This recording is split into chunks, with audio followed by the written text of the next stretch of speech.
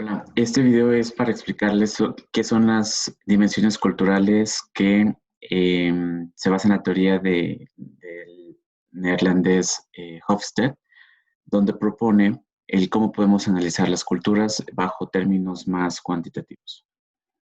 El primer término o el primer criterio que propone es el de la distancia de poder, que menciona que hay algunas sociedades con una mayor distancia o una mayor jerarquía, donde para la sociedad es bien visto que exista personas que controlen mayor cantidad de poder o sociedades más desiguales. Por el contrario, tenemos otras culturas donde esto no es bien visto y tratan de buscar la igualdad entre todos en términos generales dentro de la sociedad. Analizando a México y Alemania, podemos ver aquí que Alemania tiene un porcentaje muy bajo, lo cual significa que para ellos lo más importante es la igualdad en la sociedad. Por el contrario, en México, la sociedad respalda de cierta manera que existan estas jerarquías o estos protocolos para respetar rangos o diferencias muy marcadas entre la autoridad y las demás personas. Por ejemplo, el no poder contradecir a los jefes, que a lo mejor no está bien visto, o respetar a las personas que se han ganado mucho poder, ya sea justo o injustamente. Por otro lado, tenemos la comparación entre sociedades individuales contra las colectivistas. Y aquí las individuales tratan de ser más competitivos, tratan de trabajar de manera más aislada o más personal, viendo solamente por los intereses de su familia, mientras que las sociedades colectivistas siempre buscan el bien común de la sociedad, trabajando en grupos, digamos, conectados dentro de la misma sociedad para mejorar el bienestar. Regresemos al ejemplo de México con Alemania y vemos que en el caso de Alemania es más individualista porque ellos ven los intereses individuales o de su familia más cercana, llámese padres e hijos. Y por el otro lado, México tiende a ser más colectivista. Lo hemos visto en algunas situaciones como como lo han sido más bien los terremotos que han sacudido a la Ciudad de México. Tenemos también el miedo a la incertidumbre, y aquí es la resistencia o la tolerancia de las sociedades a situaciones no planeadas o que puedan suceder de algo inesperado. Tomando la referencia de México-Alemania, vemos que México tiene un 82 de puntuación y Alemania tiene un 65. Esto quiere decir que en México se requieren de muchas leyes para poder afrontar esas situaciones inciertas que vengan en el futuro. A pesar de que existen muchas leyes, esto no significa que la sociedad las respete, sino más bien que se necesita poner más control o que la sociedad en sí tiende a poner más resistencia a los cambios que se imponen a través de las autoridades. Lo hemos visto cuando se intenta cambiar algún patrón cultural muy marcado, la gente luego se levanta y protesta y no está en contra, aunque estos cambios sean benéficos para la sociedad o para el medio ambiente, la sociedad se mantiene rígida o inflexible al cambio. Por otro lado, Alemania sí tiende a tener igual cierta resistencia, pero lo ven más por la aplicación o la implementación de leyes para cubrir aquellos sucesos que lleguen a suceder inesperadamente. Tenemos luego las sociedades masculinas contra las femeninas, y esto nos habla sobre que las masculinas están enfocadas al éxito y al conflicto o a la lucha por el poder.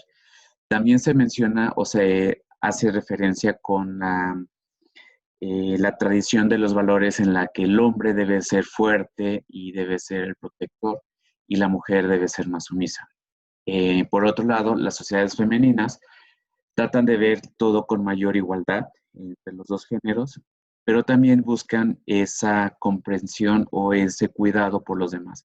Tratan de cuidar por las personas menos protegidas para buscar un bienestar general.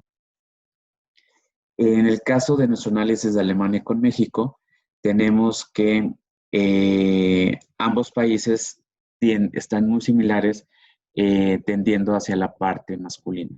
Eh, Sobre todo, México está un poquito más, ligeramente más arriba, pero es por lo mismo. Siempre tratamos de estar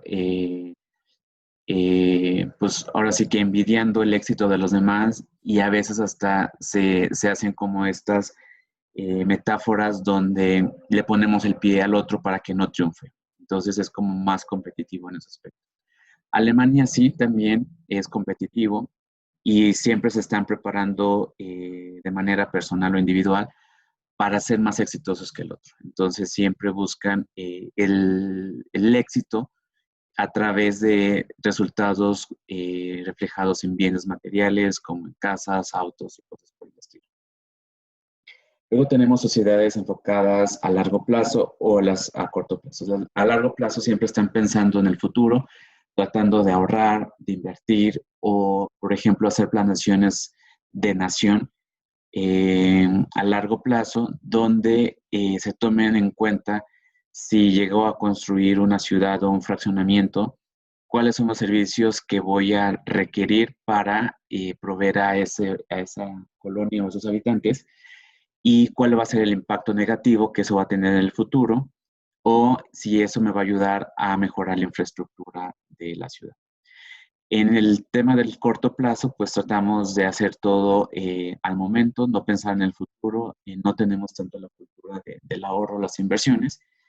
Y en nuestro caso del análisis, aquí vemos que Alemania tiene un porcentaje muy alto, tiene 83 puntos, porque ellos siempre están pensando en lo que va a suceder no en 1 o en 2 años, sino en 10, 15, 20 años.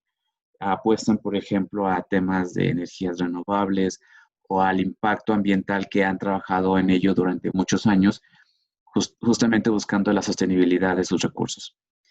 Por el contrario, México está muy bajo con 24 puntos porque nunca o tenemos muy poca conciencia de lo que es el ahorro o la inversión a largo plazo.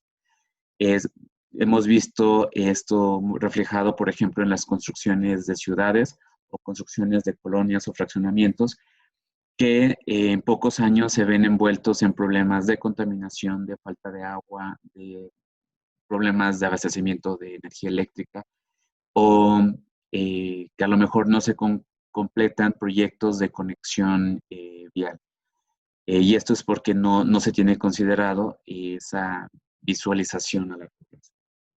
Y por último tenemos el tema de la indulgencia, que es indulgencia contra la restricción, que es ese factor de permitirnos disfrutar y no restringirnos el placer o eh, el disfrute o el gozo de cierto tiempo libre o de ciertos premios debido a nuestro trabajo.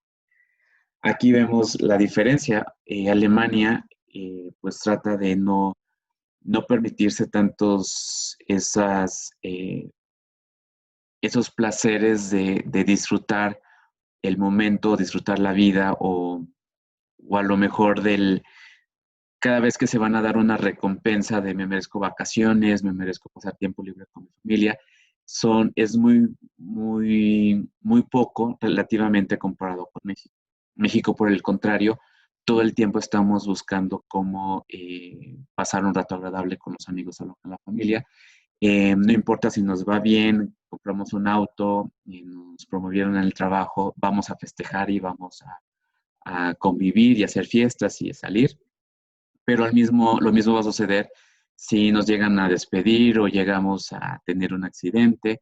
Siempre vamos a ver como el lado o la forma de festejar o de realizar un convivio con los demás, y a ir a desahogar las penas con los amigos. Y bueno, esos son los 6 criterios del análisis de Hofstede. Es una manera muy cuantitativa que se ha hecho a través de su teoría y al momento de que nosotros queramos hacer una exportación o queramos hacer un proyecto internacional, esta es una forma muy práctica de poder analizar la diferencia que va a existir entre las dos culturas que van a estar interactuando, o incluso si queremos incorporar a personas de otras nacionalidades a nuestro equipo de trabajo, también entender el cómo funcionaría esta dinámica entre diferencias culturales. No solamente se puede hacer análisis entre dos países, también pueden agregar más. Y les voy a dejar el link de donde pueden sacar estas gráficas de comparación.